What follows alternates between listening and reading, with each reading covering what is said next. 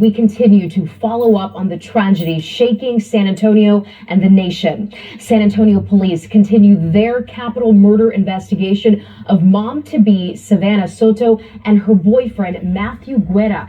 The couple was found dead in a car at an apartment complex on Tuesday, 3 miles from where Soto was last seen a week ago. Tonight, police still searching for 2 persons of interest seen in this surveillance video. One person gets out of the pickup truck and exchanges something with another person who gets out of Guerra's car. If you have any information on this case, call SAPD and you can remain anonymous. The case is being followed nationwide and theories are floating around social media. That's not helping the situation. That's not helping the process. Like, all they're doing is slowing down the process.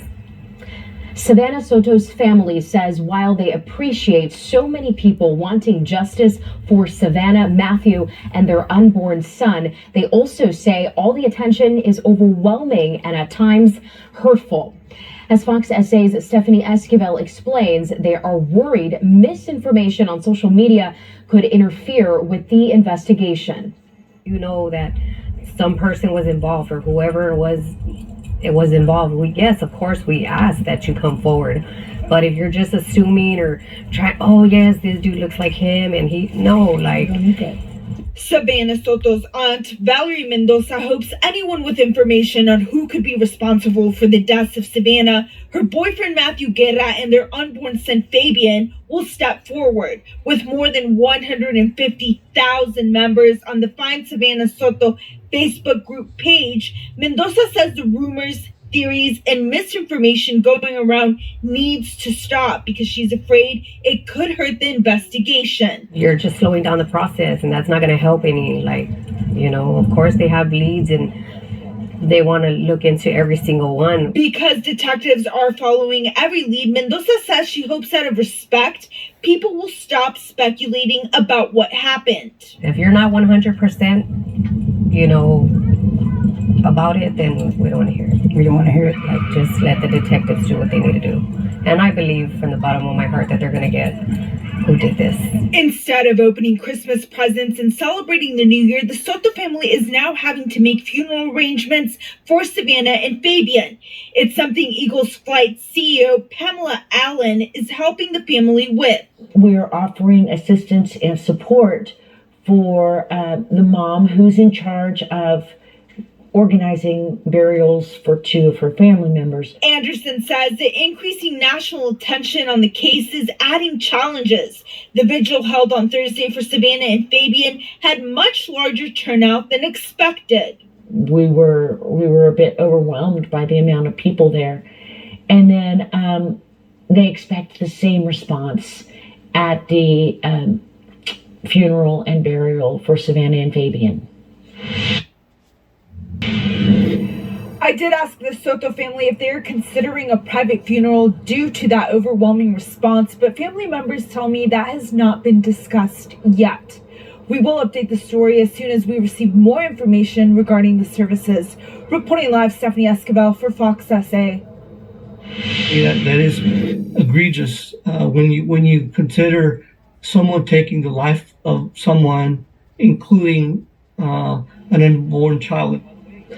The killing of the couple stirs questions about the potential punishment those responsible for the murders could face if and when they are caught. Police call Savannah Soto and Matthew Guerra's killings a capital murder investigation, the only crime eligible for the death penalty. Bexar County District Attorney Joe Gonzalez says when a prosecutor gets a capital murder case, they review the file and present it to the committee. I reserve the right to seek the death penalty in any case that I believe. When I say I have a capital crimes committee, and we all have a vote in deciding whether or not to seek the death penalty on any individual. But I want the families to know that potentially seeking the death penalty is a tool that is available in our tool belt, and that's certainly something that we will consider at the appropriate time. The DA says in his 5-year term in the office, his office has pursued death penalties for only 2 other capital murder cases. But since there are no arrests in the death of Savannah and Matthew, it is too premature to say if he will be seeking the death penalty.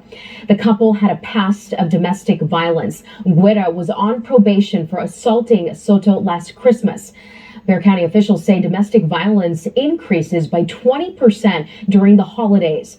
Fox SA's Marisa Mendoza looks into the driving factors increasing domestic disturbances. I always try to remind people never place blame on somebody who goes back because you don't know the reason they went back. Elizabeth Rahino is heartbroken. 18-year-old Savannah Soto was found dead. She was still carrying her son Fabian inside of her.